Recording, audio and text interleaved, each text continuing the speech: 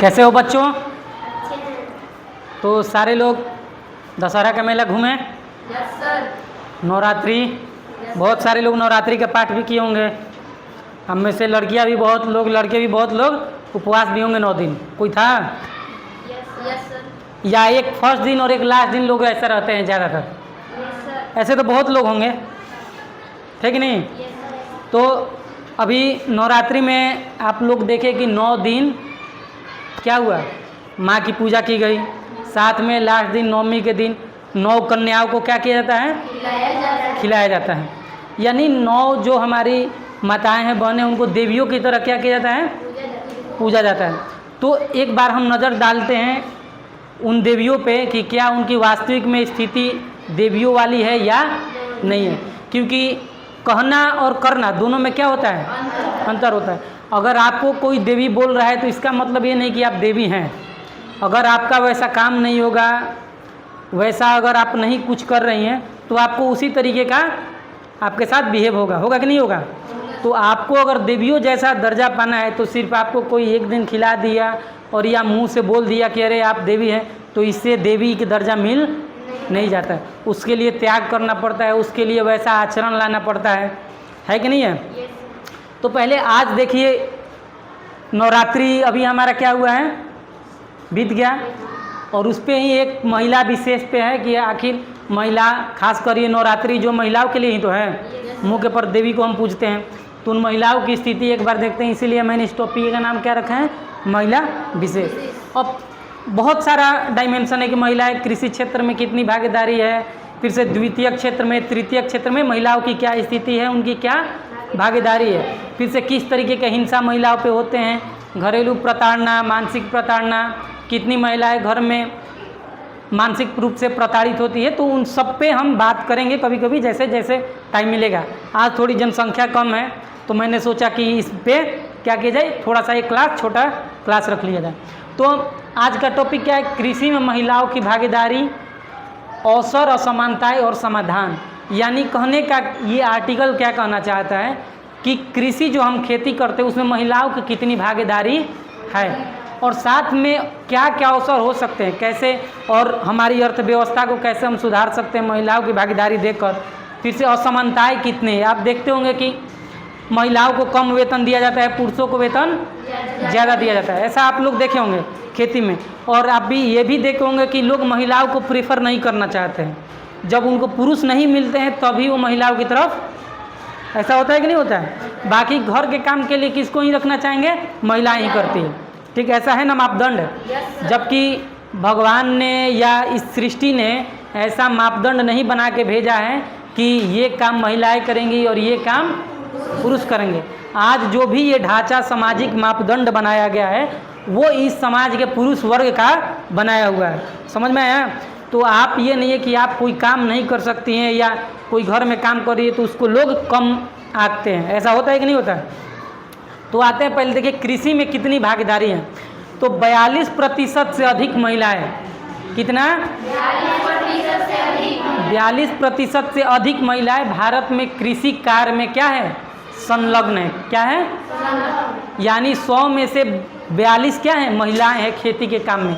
आप देखते होंगे कभी खेती होती हो रहा है तो खूब महिलाएं सोहनी में, रोपनी में, कटनी में, आप देखते होंगे ये बोझा उठाने में दिखने को मिलता है कि नहीं मिलता है?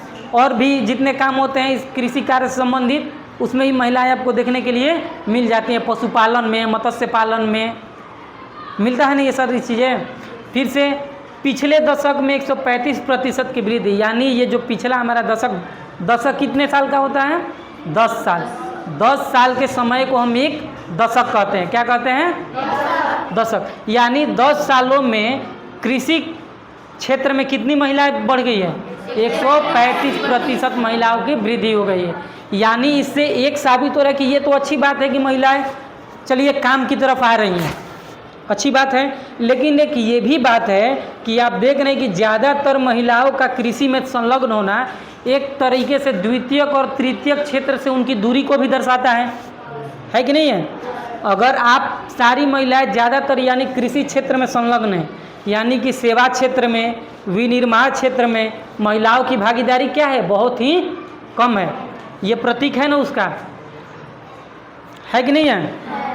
फिर और देखिए एक डाटा, हर 3 में से 2 महिलाएं कृषि कार्य में संलग्न है। क्या है? 3 महिलाएं अगर आपके पास हैं तो 2 क्या है? कृषि में ही संलग्न है। एक हो सकता है कि सेवा क्षेत्र में हो या फैक्ट्री में काम करती हो, लेकिन 2 कृषि में ही संलग्न है। तो एक तरीके से ये दिखाता है कि चलिए इतनी कृषि में भागीदारी है। पहले घर में महिलाएं घर में रहती थीं, तो पहले तो और भी चीज़ें इससे ज़्यादा खराब था कि नहीं था?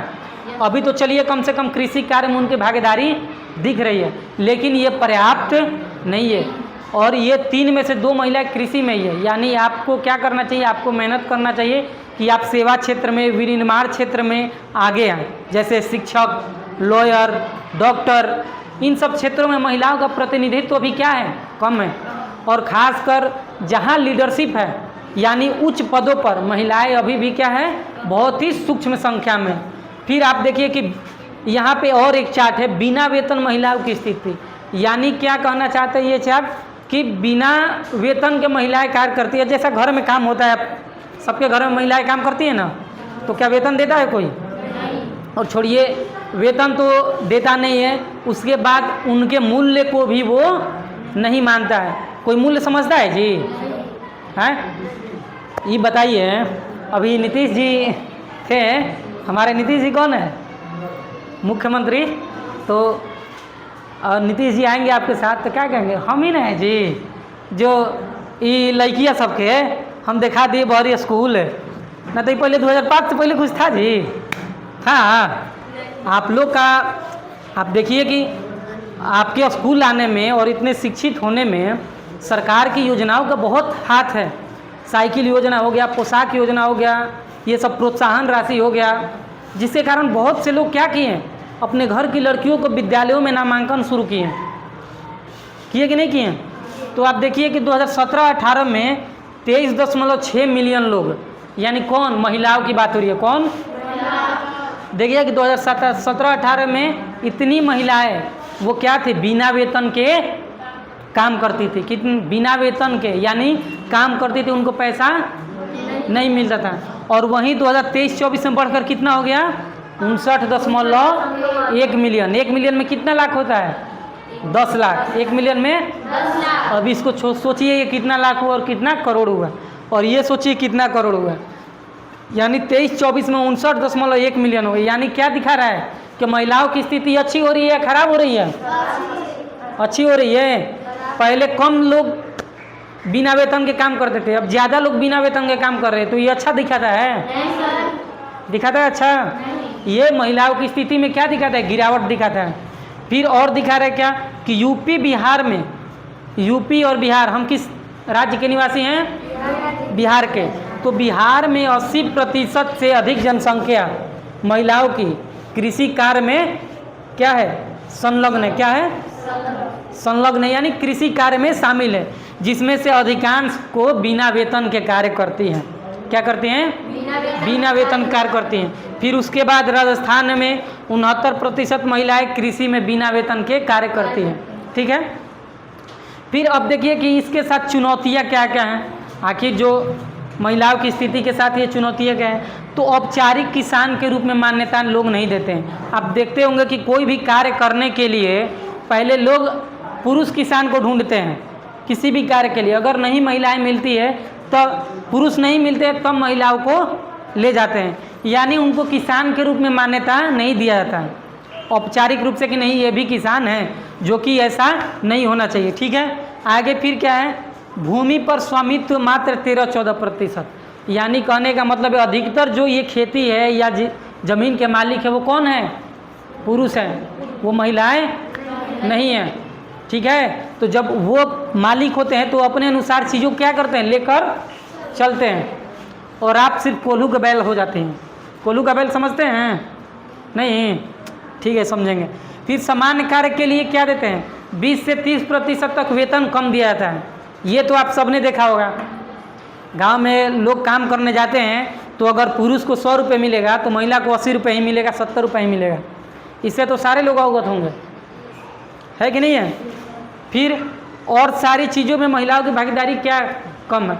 तो ये आपकी महिलाओं की स्थिति दिखाता है कृषि क्षेत्र में कि महिलाओं की क्या स्थिति है। ठीक है। तो आप देख लेंगे नवरात्रि विशेष मनाएं। तो एक बार आप लोग अगर देवी बन गए हो और देवी बनने से उबर गए, उससे बाहर आ गए, तो थोड़ा अपनी स्थिति को भी देख लें और अपनी स्थिति को सुधारने के लिए, अपने परिवार की स्थिति को सुधारने के लिए, अपनी माता की स्थिति को बेहतर करने के लिए अपने पढ़ाई की ओर अग्रसर हो। ठीक है, क्योंकि कागज़ों में, किताबों में चीज़ें मिल जाने से आपके साथ वो चीज़ें हो नहीं जाती हैं। बात समझ में आई ना, कि आपको देवी का बोल दे या कुछ ये बोल दे, वो फलाने देवी बोल दे, ये बोल दे, इससे आप ये हो सकता है कि आप थोड़ी देर के लिए बहुत खुश हो सकती हैं कि आप देवी हो गई, लेकिन वास्तविक में ऐसा आपके साथ है नहीं। आपको कहीं भी बराबरी का अधिकार नहीं है। ठीक है, और आज आप 9 दिन पूजा, यहीं लोग आपका पूजा किए और रोड पे चलते यहीं लोग कमेंट बोलेंगे। जितने लोगों को देखिए दशहरा में पूजा में क्या करता है, लोग जाता है, घूमता है, लड़की ताड़ता है, करता है ना जी। मैक्सिमम लोगों का यही काम है, लड़के लोगों का। तो बताइए कि कहाँ से देवी, अगर देवी का दर्जा होता है या वास्तविक में कोई अंदर से देवी मानता तो ये चीज़ें आती, तो चलो कम से कम दूसरे समय में आती। लेकिन क्या पर्व त्यौहार में, क्या नवरात्रि विशेष में, नवरात्रि के दिनों में जब हम महिलाओं की ही पूजा कर रहे हैं, तो क्या महिलाओं को बुरी नज़र से देखना चाहिए? तो आप सोच लीजिए कि कितने लोग अच्छी मानसिकता के साथ जा रहे हैं और कितने लोग अच्छे मानसिकता के हैं। तो इन सब चीज़ों से बाहर निकलकर आपका सबसे बेहतर चीज़ क्या है? शिक्षा।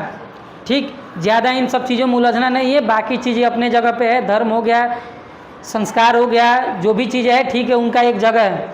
लेकिन एक चीज़ समझ लीजिए कि ये संस्कारों और ये सब पूजा पाठ आपके लिए, खासकर महिलाओं के लिए एक बेड़ी है। क्या है? सबसे ज़्यादा महिलाओं को अगर कोई शोषण करता है तो ये संस्कार नाम की बेड़िया शोषण करती है और धर्म नाम, पूजा पाठ नाम की बेड़िया शोषण करती है। समझ में आया? जिससे आपको वो चीज़ बनाकर आपके अधिकारों से आपको मानसिक गुलाम बना दिया जाता है। तो आप क्या कीजिए, पढ़ाई की तरफ अग्रसर होइए, पढ़िए, लिखिए, इन सब पूजा पाठ में भी ध्यान लगाइए, लेकिन पहले कुछ बनिए। समझ में आई बात? चलिए मिलते हैं नेक्स्ट क्लास में, कभी और चीज़ों पे ऐसा ही बात होगी। ठीक है, बाय बाय।